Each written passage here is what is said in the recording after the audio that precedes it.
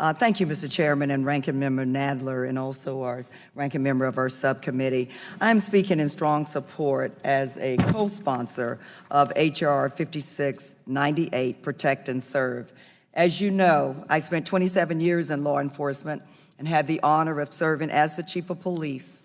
And while I love my prior profession and adore the men and women in blue who do a very tough job, I am keenly aware that we have seen several troubling incidents involving the use of force by some officers around the country. We know the overwhelming majority of police officers perform their duties admirably under the toughest of circumstances, but all do not, and we have a duty to hold them accountable.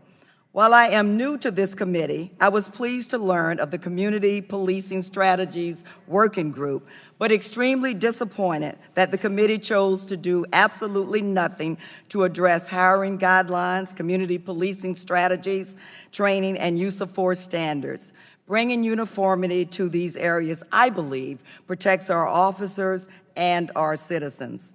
I do support this legislation because I am concerned of the number of ambush-style shootings that we have seen this year. You've already heard that we've seen a 75% increase in officers killed by firearms. I am particularly concerned about these shootings. As you already heard, last month, 2 deputies were assassinated while they ate lunch.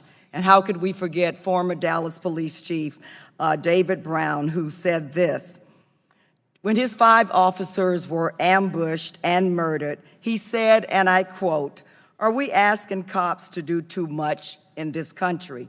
Every time society fails, we put it off on the cops to solve. Not enough mental health funding? Let the cops handle it. Got a loose dog problem? Let the cops chase it down. Schools fail? Let's give it to the cops. That's too much to ask. Policing was never meant to solve all of our problems," unquote.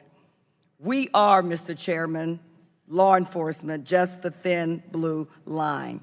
A handful of folks willing to do a very tough job.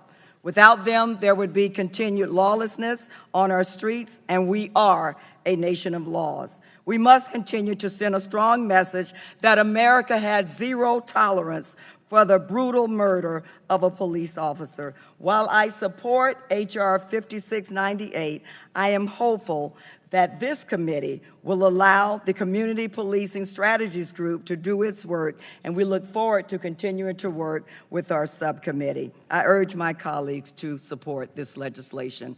Thank you, and I yield back.